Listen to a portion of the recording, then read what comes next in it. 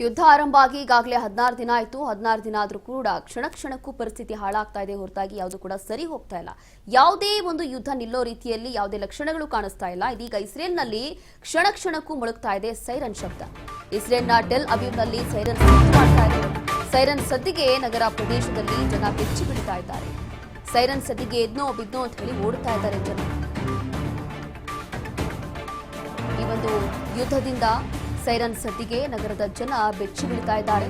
ಇಸ್ರೇಲ್ನಲ್ಲಿ ಕ್ಷಣ ಕ್ಷಣಕ್ಕೂ ಪರಿಸ್ಥಿತಿ ಇನ್ನೂ ಸೂಕ್ಷ್ಮವಾಗ್ತಾ ಇದೆ. ಉದ್ವಿಗ್ನತೆ ಇಲ್ಲಿ ಹೆಚ್ಚಾಗ್ತಾ ಇದೆ. ಇಸ್ರೇಲ್ನ ಟೆಲ್ ಅವೀವ್ನಲ್ಲಿ ಸೈರನ್ ಸದ್ದು ಕೂಡ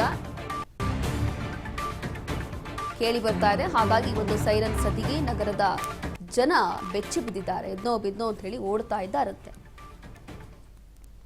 ಇಸ್ರೇಲ್ನಲ್ಲಿ ಕ್ಷಣ ಕ್ಷಣಕ್ಕೂ ಮೊಳಗ್ತಾ ಇದೆ ಸೈರನ್ ಶಬ್ದ. ಈ ಒಂದು ಶಬ್ದದಿಂದ ಟೆಲ್ ಅವೀವ್ನಲ್ಲಿ ನಡೀತಾ ಇರುವಂತಹ ಇದೆಲ್ಲವೂ ಕೂಡ ಅಂತಂದ್ರೆ ಯಾವಾಗ ದಾಳಿ ನಡೆಯುತ್ತೆ ಅಥವಾ ಯಾವಾಗ ಈ ರೀತಿಯಾಗಿ ಸ್ಫೋಟಗಳಾಗುತ್ತೆ, ಏನೋ ಹೆಚ್ಚು ಕಡಿಮೆ ಆಗುತ್ತೆ ಅನ್ನುವುದಾದ್ರೆ ಅಲ್ಲಿ ಸೈರನ್ಗಳು ಆನ್ ಆಗುತ್ತೆ. ಸೈರನ್ ಆನ್ ಆಗಿದ್ದಾಗ ಜನ ಆ ಒಂದು ಸೈರನ್ ಶಬ್ದಕ್ಕೆ ಹೆದರ್ಕೊಳ್ತಾ ಇದ್ದಾರೆ.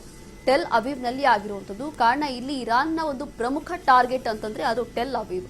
ಹಾಗಾಗಿ ಈ ಒಂದು ಟೆಲ್ ಅವೀವ್ನಲ್ಲಿ ಸದ್ಯಕ್ಕೆ ಈ ರೀತಿಯಾಗಿರುವಂತಹ ಪರಿಸ್ಥಿತಿ ಇದೆ. ಇಸ್ರೇಲ್ನಲ್ಲಿ ಕ್ಷಣ ಕ್ಷಣಕ್ಕೂ ಈ ಒಂದು ಸೈರನ್ ಶಬ್ದ ಕೇಳಿ ಇಲ್ಲಿನ ಜನ ಹೆದರ್ಕೊಂಡು ಎದ್ನೋ ಬಿದ್ನೋ ಅಂತ ಹೇಳಿ ಹೊರಗಡೆ ಎಲ್ಲ ಓಡ್ತಾ ಇದ್ದಾರೆ. ಆ ಪರಿಸ್ಥಿತಿ ಸದ್ಯಕ್ಕೆ ಇಸ್ರೇಲ್ನಲ್ಲಿ ಇರುವಂಥದ್ದು. ಇಸ್ರೇಲ್ನ ಟೆಲ್ ಅವೀವ ಮೇಲೆ ಈಗಾಗಲೇ ಇರಾನ್ ಟಾರ್ಗೆಟ್ ಮಾಡಿಕೊಂಡಿದೆ.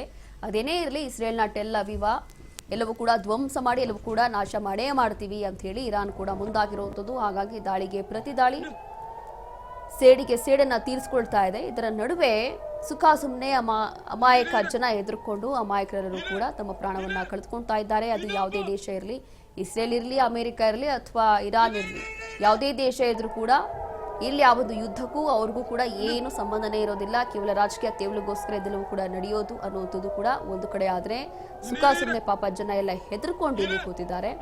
ಹಾಗಾಗಿ ಇಸ್ರೇಲ್ನಲ್ಲಿ ಕ್ಷಣ ಕ್ಷಣಕ್ಕೂ ಈ ರೀತಿಯಾಗಿ ಸೈರನ್ಗಳ ಶಬ್ದ ಮೊಳಗ್ತಾ ಇದೆ. ಈ ಶಬ್ದದಿಂದ ಜನ ಹೆದರ್ಕೊಂಡು ಎಲ್ಲರೂ ಕೂಡ ಓಡ್ತಾ ಇದ್ದಾರೆ. ಸೈರನ್ ಸದ್ದಿಗೆ ನಗರದ ಜನ, ನಗರ ಪ್ರದೇಶದಲ್ಲಿರುವಂತಹ ಜನ ಹೆದರ್ಕೊಳ್ತಾ ಇದ್ದಾರೆ. ಕ್ಷಣ ಕ್ಷಣಕ್ಕೂ ಈ ಸೈರನ್ ಆನ್ ಆಗ್ತಾ ಇದೆ, ಈ ಶಬ್ದ ಬರ್ತಾ ಇದೆ ಅಂತ ಹೇಳಿ.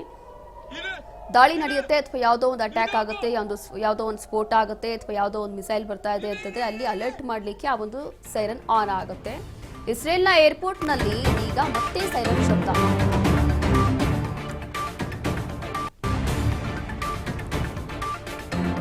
ಇಸ್ರೇಲ್ ಮೇಲೆ ಮತ್ತೆ ಇರಾನ್ನ ಏರ್ಪೋರ್ಟ್ನಲ್ಲಿ ಮತ್ತೆ ಸೈರನ್ ಶಬ್ದ ಆಗ್ತಾ ಇದೆ. ಬೆನ್ ಗುರಿಯನ್ ವಿಮಾನ ನಿಲ್ದಾಣದಲ್ಲಿ ಸೈರನ್ ಶಬ್ದ ಕೇಳಿದ್ದಾರೆ ಜನ.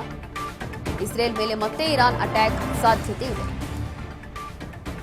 ಇಸ್ರೇಲ್ನ ಏರ್ಪೋರ್ಟ್ನಲ್ಲಿ ಮತ್ತೆ ಸೈರನ್ ಶಬ್ದ ಕೇಳಿ ಬರ್ತಾ ಇದೆ.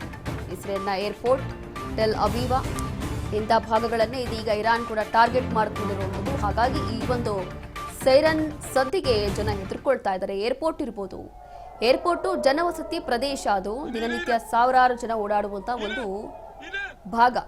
ಹಾಗಾಗಿ ಏರ್ಪೋರ್ಟ್ ಇರ್ಬೋದು ಅಥವಾ ಟೆಲ್ ಅವೀವ ಇರ್ಬೋದು, ಎರಡೂ ಭಾಗಗಳಲ್ಲೂ ಕೂಡ ಇರಾನ್ ಈಗ ಟಾರ್ಗೆಟ್ ಮಾಡಿಕೊಂಡಿದೆ. ಹಾಗಾಗಿ ಇಸ್ರೇಲ್ನ ಕೆಲವೊಂದು ಭಾಗಗಳಲ್ಲಿ ಈ ರೀತಿಯಾಗಿ ಇರಾನ್ ಕೂಡ ಟಾರ್ಗೆಟ್ ಮಾಡಿ ಈ ರೀತಿಯಾಗಿ ಅಟ್ಯಾಕ್ ಅನ್ನ ಮಾಡ್ತಾ ಇದೆ.